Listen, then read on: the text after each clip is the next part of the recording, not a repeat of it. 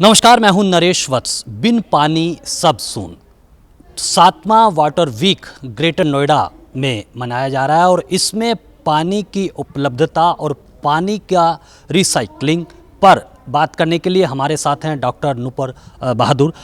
Doctor साहब, पानी का जो रिसाइकलिंग है और जिस तरह से बताया कि वर्ष 2050 तक पानी की जो उपलब्धता है वो तो रहेगी, लेकिन लोग कम इस्तेमाल करेंगे, यानी कि रिसाइकलिंग जो पानी है उसका इस्तेमाल बढ़ जाएगा। इसके बारे में जानना चाहता हूँ। देखिए, रिसाइकलिंग जब ही बढ़ सकती है जब हम उसको एडिक्वेटली ट्रीट करें।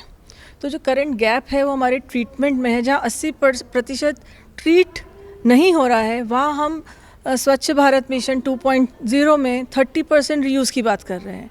ये रीयूज़ जब भी बढ़ सकता है जब हमारा ट्रीटमेंट एडिक्वेट हो। हमारे करंट ट्रीटमेंट में जो गैप्स हैं, जो टेक्नोलॉजिकल गैप्स हैं which are prime, if those can be addressed, तो ही हम ये उम्मीद कर सकते हैं कि वाटर रीयूज़ हम इतना गुना अचीव कर सकें। आप पानी से जुड़ी हुई हैं, रिसाइकलिंग का काम कर रही हैं टेरी से, लेकिन एक सवाल है, पानी का मुद्दा एक सांस्कृतिक मुद्दा है। लोगों को थोड़ा सा एक हेजिटेट हो रहा है कि वो रिसाइकलिंग को कैसे इस्तेमाल करें। ये जो एक जड़ता है, इसको कैसे तोड़ा जा सकता है कि लोगों को उसके लिए तैयार किया जाए? ये बहुत ही इम्पोर्टेंट क्वेश्चन आपने पूछा है। एक्चुअली हमें कुछ चेंज नहीं करना है इस समय। कम से कम इंडिया में तो हम ट्रीटेड सीवेज पीने के लिए नहीं दे रहे हैं। जैसे सिंगापुर में ट्रीटेड म्यूनिसिपल सीवेज से काफ़ी कुछ बियर तक बन गई और वो यूज़ हो रही है, पानी मिलता है। इंडिया में तो अभी वो हम नहीं कर रहे हैं, इसलिए जनता को ज़्यादा चिंता की बात नहीं है। हमें जो जिन मुद्दों पे ध्यान देना है कि रिसाइकलिंग का emphasis should be for the industries. यदि हम इंडस्ट्री अपना वेस्ट वाटर ट्रीट कर ले एट सोर्स और उसी को रीयूज़ कर ले, तो ग्राउंड वाटर डिप्लीशन जो हो रहा है उसको कंट्रोल किया जा सकता है। जो और सोर्सेज ऑफ वाटर हैं जो कि ड्रिंकिंग में प्रोवाइड किए जा सकते हैं, तो वहाँ हम वाटर कंजर्वेशन में बहुत बड़ा योगदान दे सकते हैं। तो हमें वाटर रीयूज़ को इस तरीके से देखना है। तो अभी वो टाइम बहुत दूर है जब हमें ट्रीटेड सीवेज को पीने के लिए देना पड़े, तो हमें इतनी टेंशन की ज़रूरत नहीं है। ट्रीटेड वेस्ट वाटर का रीयूज़ हमें इंडस्ट्रियल सेक्टर में या नॉन पोर्टेबल रीयूज़ यदि हम ज़्यादा देखें तो वहाँ बहुत स्कोप है। इंडस्ट्री का इसमें क्या रोल हो सकता है कि सरकार की जो नीतियां बन रही हैं, क्या इंडस्ट्री भी उसको उसी शिद्दत से उसका इम्प्लीमेंटेशन कर रही है, उसको लागू कर रही है, या कहीं न कहीं मिसिंग इसमें चल रहा है? नहीं, ये again this is a very valid question which you have asked कि गवर्नमेंट तो बहुत कुछ कर रही है। एक डेवलपिंग कंट्री में गवर्नमेंट का स्वच्छता पे इतना बड़ा प्रोग्राम, इतने सारे प्रोग्राम, पानी मूलभूत हमारी आवश्यकता है। Government is doing so much. What is industry doing? I just want to know. Industry participation is a big thing which is missing. आज के हमारे इसी सिविल सोसाइटी ऑर्गेनाइजेशन में जो मेरा सबसे इम्पॉर्टेंट कंपोनेंट जो मुझे यहाँ से इस प्लेटफॉर्म के माध्यम से देना है कि इंडस्ट्री शुड कम फॉरवर्ड। और एक सिविल सोसाइटी ऑर्गेनाइजेशन यदि एक रिसर्च लेके इस लेवल तक पहुँच गया, TRL टेक्नोलॉजी रेडनेस लेवल के 9 लेवल्स होते हैं, यदि आज हम 1 to 8 पहुँच गए हैं, आज वो 9 प्री कमर्शियल लेवल पे हमें इंजीनियरिंग सपोर्ट चाहिए, वो तो कोई इंडस्ट्री दे सकती है।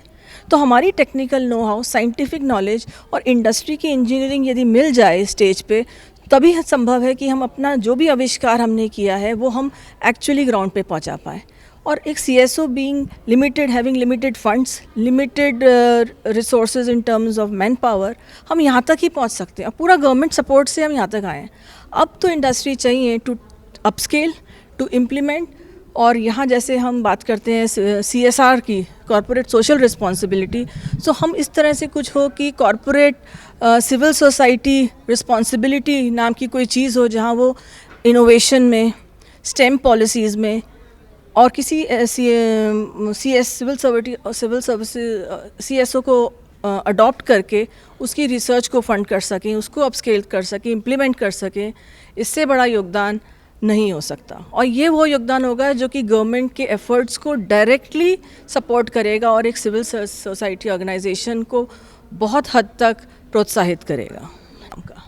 हम अगर एनसीआर क्षेत्र की बात करें, फरीदाबाद और गुड़गांव में, अभी हरियाणा के उप मुख्यमंत्री दुष्यंत चौटाला भी वहां पर आए थे और एक बड़ी समस्या है जो इंडस्ट्री है वहां के वाटर को ट्रीटमेंट करना, कि इंडस्ट्री को भी, जो इंडस्ट्री के लोग हैं वो पानी का सही इस्तेमाल कर सकें। इस दिशा में क्या काम? देखिए, जिस आपने पर्टिकुलर एक किस्सा साइट किया है, जिस उपलक्ष्य में डिप्यूटी चीफ मिनिस्टर साहब आए थे, एक्चुअली तो एक बहुत ही प्रॉब्लम जो हम सब जगह, गुड़गांव फरीदाबाद की नहीं है, सारी अर्बन इंडिया में हम देख रहे हैं कि जो सोसाइटीज़, जो ग्रुप हाउसिंग सोसाइटीज़ बहुत रैम्पेंटली डेवलप हो रही हैं, वो अपने सोर्स पे वाटर ट्रीट नहीं कर रही हैं। They are showing on papers कि एसटीपी है, बट फंक्शनल नहीं हो रहा है फॉर वट एवर रीज़न, और वो पानी बगैर ट्रीट किए बाहर आ जाता है, ओपन स्पेसेस में कलेक्ट हो जाता है। दिक्कत वहाँ तक फिर भी चलिए नहीं है, क्योंकि पता नहीं लग पाता। प्रॉब्लम जब बढ़ती है जब बारिश का पानी उसमें ऐड हो जाता है, और फिर टुगेदर स्टॉर्म वाटर जब सब एरियाज़ में, रेजिडेंशियल एरियाज़ में या इंस्टीट्यूशन में पहुंचता है, तो प्रॉब्लम वहाँ से शुरू हुई। तो इस मुद्दे की काफ़ी जब चर्चा हुई, तब ऊपर सीएम तक गई बात और आई नीचे। तो इसमें हमारा ये कहना है कि यदि पॉइंट सोर्स पे ट्रीट किया जाए तो प्रॉब्लम उस हद तक ना बढ़े, क्योंकि रेन वाटर और स्टॉर्म वाटर मैनेजमेंट प्लान्स हैं, ड्रेन्स आर देयर, पर ड्रेन्स ही यदि चोक्ड हैं या अनट्रीटेड सीवेज उसमें आके मिल रहा है, तो उस प्रॉब्लम को हमें सॉल्व करना है, रादर देन इस बात से परेशान होने के कि हम इस प्रॉब्लम को कैसे। तो management is a bigger problem which we have to address. आखिरी सवाल है, आप पानी के रिसाइकलिंग से जुड़ी हुई हैं, क्या जनता को संदेश देना चाहेंगी, क्या कहना चाहेंगी? क्योंकि हम तमाम तरह की पॉलिसीज़ बनाते हैं, लेकिन जनता में कहीं न कहीं आज भी एक अज्ञानता है पानी के इस्तेमाल को लेकर, पानी को बचाने को लेकर। मैं यही कहना चाहूँगी कि सबसे पहले तो हमें एक कॉन्फिडेंस होना चाहिए जनता को कि काम हो रहा है। सबसे पहले तो हमें पॉजिटिव माइंडसेट रखना चाहिए, एक फेथ होना चाहिए अपने गवर्नमेंट पे, अपने सिस्टम पे, अपने हर पूरे सिस्टम की मैं बात कर रही हूँ, जिसमें टीचर्स भी इन्वॉल्व हैं, रिसर्चर्स भी इन्वॉल्व हैं, policy makers, regulators, everybody, even आप जनता खुद इन्वॉल्व है उसमें।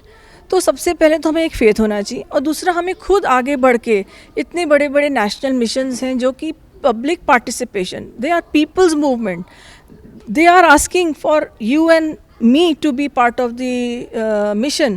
तो हमें rather than saying कि हम प्रॉब्लम यहाँ है, ये है प्रॉब्लम, इसे सॉल्व करनी चाहिए, उसे सॉल्व करनी चाहिए, हमें सोचना चाहिए हम एज अ आम नागरिक किस तरीके से भागीदार बन सकें इन नेशनल मिशंस का। People movement will be truly a people movement when each one is represented and participate voluntarily in it.